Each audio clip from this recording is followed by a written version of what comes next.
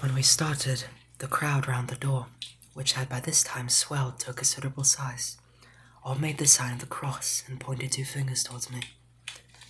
With some difficulty, I got a fellow passenger to tell me what they meant. He would not answer at first, but on learning that I was English, he explained that it was a charm of God against the evil eye. This was not very pleasant for me, just starting for an unknown place to meet an unknown man, but everyone seemed so kind-hearted and so sorrowful, so sympathetic, that I could not but be touched. I shall never forget the last glimpse which I had of the inn-yard and its crowd of picturesque figures, all crossing themselves as they stood round the right archway, with its background of rich foliage of oleander and orange trees, and green tubs clustered in the center of the yard. Then our driver, whose white linen drawers covered the whole front of the box seat, Gotsia, they called them, cracked his big whip over his 4 small horses, which ran abreast, and we set off on our journey. I soon lost sight and recollection of ghostly fears and the beauty of the scene as we drove along, although had I known the language, or rather, languages, which my fellow passengers were speaking, I would not have been able to throw them off so easily. Before us lay a green sloping land full of forest and woods, with here and there steep hills, crowned with clumps of trees or farmhouses. The blank gable end to the road. There was everywhere a bewildering mass of fruit blossom, apple, plum, pear, cherry. And as we drove by, I could see the green grass under the trees spangled with the fallen petals. In and out amongst these green hills of what they call here the Mittelland ran the road, losing itself as it swept round the grassy curve, or was shut out by the straggling ends of pine woods, which here and there ran down the hillsides like tongues of flame. The road was rugged, but still we seemed to fly over it with a feverish haste. I could not understand what the haste meant, but the driver was evidently bent on losing no time in reaching Borgerbrund. I was told that this road is in summertime excellent, but that it had not yet been in order after the winter snows. In this respect it is different from the general run of roads in the Carpathians, for it is an old tradition that they are not to be kept in too good order.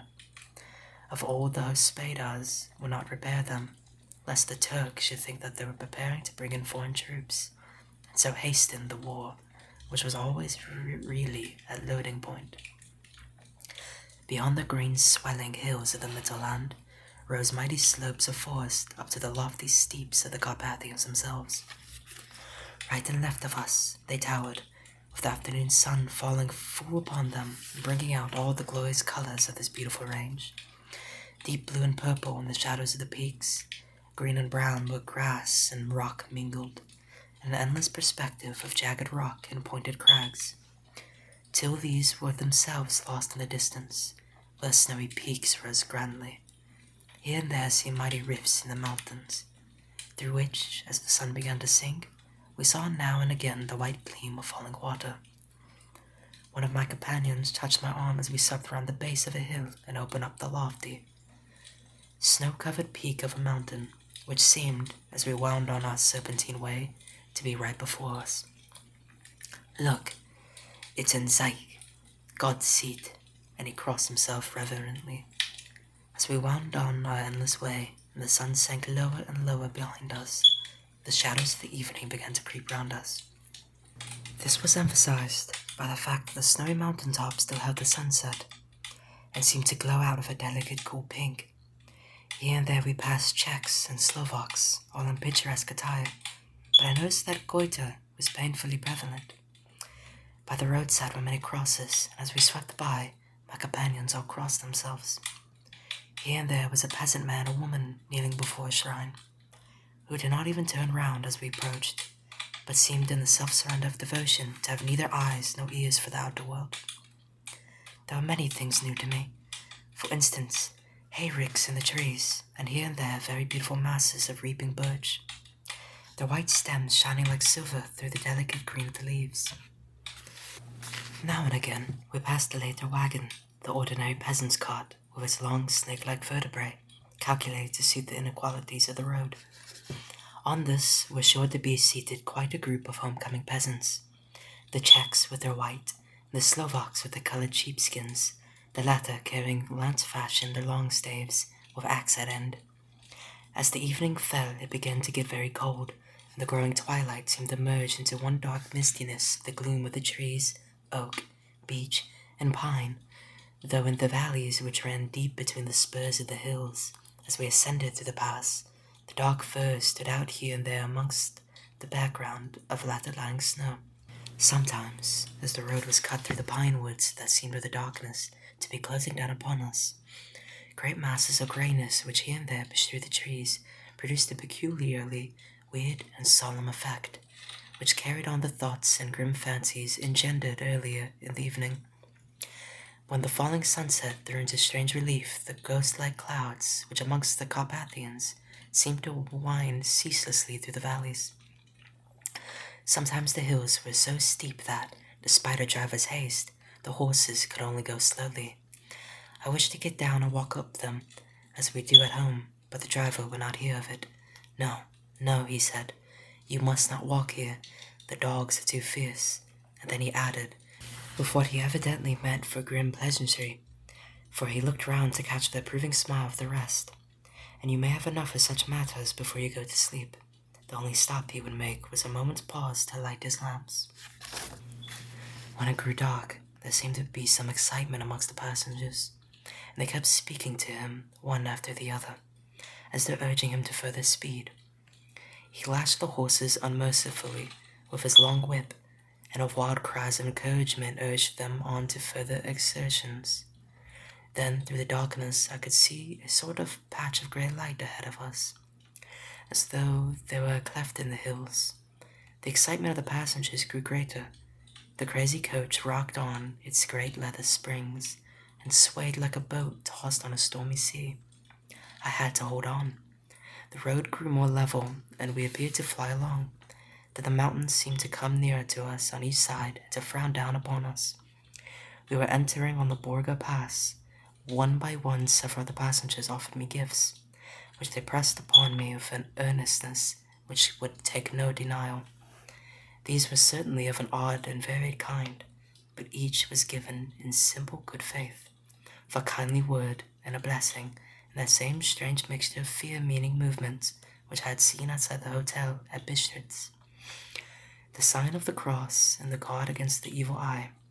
Then, as we flew along, the driver leaned forward, and on each side the passengers, craning over the edge of the coach, peered eagerly into the darkness. It was evident that something very exciting was either happening or expected. But though I asked each passenger, no one would give me the slightest explanation. This day of excitement kept on for some little time, and at last we saw before us the pass opening out on the eastern side. There were dark, rolling clouds overhead, and in the air the heavy, oppressive sense of thunder. It seemed as though the mountain range had separated two atmospheres, and that now we had got into the thunder as one. I was now myself looking out for the conveyance, which was to take me to the Count. Each moment I expected to see the glare of lamp through the blackness, but all was dark. The only light was the flickering rays of our own lamps, in which the steam from our hard-driven horses rose in a white cloud. We could see now the sandy road lying white before us, and there was on it no sign of a vehicle. The passengers drew back with a sigh of gladness, which seemed to mock my own disappointment. I was already thinking what I had best do, when the driver, looking at his watch, said to the others something which I could hardly hear. It was spoken so quietly and in so low a tone, I thought it was an hour less than the time. Then turning to me, he spoke in German, worse than my own. There is no carriage here. The air is not expected after all. He will now come on to Bukowina, and return tomorrow or the next day. Better the next day. Whilst he was speaking, the horses began to neigh and snort and plunge wildly, so that the driver had to hold them up. Then, amongst a chorus of screams from the peasants and a universal crossing of themselves, a carriage with 4 horses drove up behind us, overtook us, and drew up beside the coach. I could see from the flash of our lamps, as the rays fell on them, that the horses were coal black and splendid animals. They were driven by a tall man, with a long brown beard and a great black hat, which seemed to hide his face from us. I could only see the gleam of a pair of very bright eyes, which seemed red in the lamplight, as he turned to us. He said to the driver, "You are early tonight, my friend." The man stammered in reply. The English air was in a hurry. To which the stranger replied, "That is why, I suppose, you wished him to go on to Bukovina. You cannot deceive me, my friend. I know too much, and my horses are swift." As he spoke, he smiled, and the lamplight fell on a hard-looking mouth, with very red lips and shark-looking teeth. As white as ivory, one of my companions whispered to another the line from Burger's Lenore. "Den die Toten reiten schnell, for the dead travel fast." The strange driver evidently heard the words, for he looked up with a gleaming smile. The passenger turned his face away, at the same time putting out his 2 fingers and crossing himself. "Give me the heir's luggage," said the driver, and with exceeding alacrity my bags were handed out and put into the calash. Then I descended from the side of the coach, as the calash was close alongside, the driver helping me with a hand which caught my arm in a grip of steel. His strength must have been prodigious. Without a word, he shook his reins, the horses turned, and we swept into the darkness of the pass. As I looked back, I saw the steam from the horses of the coach by the light of the lamps, and projected against it the figures of my late companions crossing themselves. Then the driver cracked his whip and called to his horses, and off they swept on their way to Bukovina. As they sank into the darkness, I felt a strange chill and a lonely feeling come over me, but a cloak was thrown over my shoulders and a rug across my knees. The driver said in excellent German, "The night is chill, mynheer, and my master, the Count, bade me take all care of you. There's a flask of Silovitz, the plum brandy of the country, underneath the seat, if you should require it." I did not take any, but it was a comfort to know it was there all the same. I felt a little strangely, and not a little frightened. I think, had there been any alternative, I should have taken it, instead of prosecuting that unknown night journey. The carriage went at a hard pace straight along. Then we made a complete turn and went along another straight road. It seemed to me that we were simply going over and over the same ground again. So I took note of some salient point and found that this was so. I would have liked to have asked the driver what this all meant, but I really feared to do so, for I thought that, placed as I was, any protest would have had no effect in case there had been any intention to delay. By and by, however, as I was curious to know how much time was passing, I struck a match, and by its flame looked on my watch. It was within a few minutes of midnight. This gave me a sort of shock, for I suppose the general superstition about midnight was increased by my recent experiences. I waited, with a sick feeling of suspense. Then a dog began to howl somewhere in a farmhouse far down the road, a long, agonized wailing, as if from fear. The sound was taken up by another dog, then another, till, borne on the wind which now sighed softly through the pass, a wild howling began, which seemed to come from all over the country, as far as the imagination could grasp it through the gloom of the night. At the first howl, the horses began to strain and rear, but the driver spoke to them soothingly and then quieted down, but shivered and sweated as though after a runaway from sudden fright. Then, far from the distance, from the mountains on each side of us began a louder and sharper howling, that of wolves, which affected both the horses and myself in the same way. For I was minded to jump from the calash and run, whilst they reared again and plunged madly, so that the driver had to use all his great strength to keep them from bolting. In a few minutes, however, my own ears got accustomed to the sound, and the horses so far became quiet, and the driver was able to descend and to stand before them. He petted and soothed them, whispered something in their ears, as I have heard of horse tamers doing, and with extraordinary effect, for under his caress they became quite manageable again, though they still trembled. This driver again took his seat, and shaking his reins, started off at a great pace.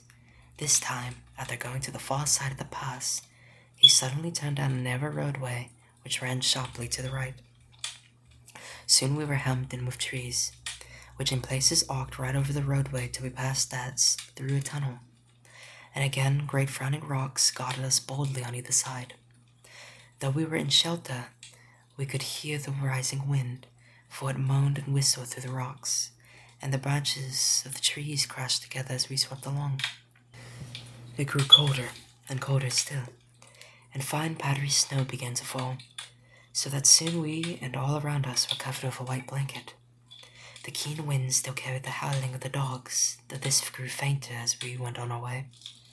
The baying of the wolves sounded nearer and nearer, as though they were closing round us from every side. I grew dreadfully afraid, and the horses shared my fear. The driver, however, was not in the least disturbed. He kept turning his head to left and right, but I could not see anything through the darkness. Suddenly, away on our left, I saw a faint flickering blue flame. The driver saw it all at the same moment. He at once checked the horses and, jumping to the ground, disappeared into the darkness. I did not know what to do, the less as the howling of the wolves grew closer. But while I wondered, the driver suddenly appeared again, and without a word took his seat, and we resumed our journey. I think I must have fallen asleep and kept dreaming of the incident, for it seemed to be repeated endlessly, and now looking back, it is like a sort of awful nightmare. Once the flame appeared so near the road that even in the darkness around us I could watch the driver's motions. He went rapidly to where the blue flame arose. It must have been very faint, for it did not seem to illumine the place around it at all, and gathering a few stones, formed them into some device. Once there appeared a strange optical effect. When he stood between me and the flame, he did not obstruct it, for I could see its ghostly flicker all the same. This startled me, but as the effect was only momentary, I took it that my eyes deceived me straining through the darkness.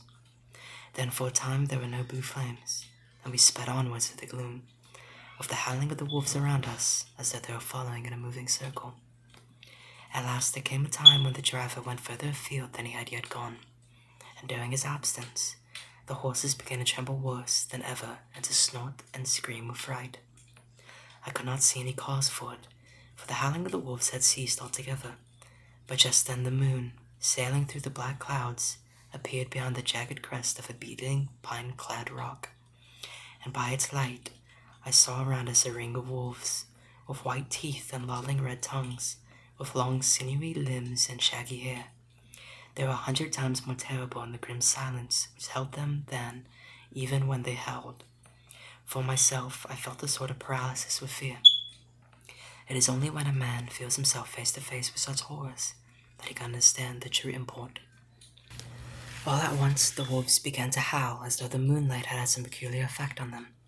The horses jumped about and reared, and looked helplessly round with eyes that rolled in a way painful to see. But the living ring of terror encompassed them on every side, and they had perforce to remain within it. I called to the coachman to come, for it seemed to me that our only chance was to try to break out through the ring to aid his approach. I shouted and beat the side of the calash, hoping by the noise to scare the wolves from the side, so as to give him a chance of reaching the trap. How he came there I know not, but I heard his voice raised in a tone of imperious command, and looking towards the sound saw him stand in the roadway. As he swept his long arms as though brushing aside some impalpable obstacle, the wolves fell back and back further still. Just then a heavy cloud passed across the face of the moon, so that we were again in darkness. When I could see again, the driver was climbing into the calash, and the wolves disappeared. This was all so strange and uncanny that a dreadful fear came upon me, and I was afraid to speak or move. The time seemed interminable as we swept on our way, now in almost complete darkness, for the rolling clouds obscured the moon. We kept on ascending, with occasional periods of quick descent, but in the main always ascending. Suddenly, I became conscious of the fact that the driver was in the act of pulling up the horses in the courtyard of a vast ruined castle, from whose tall black windows came no ray of light, and whose broken battlements showed a jagged line across the sky.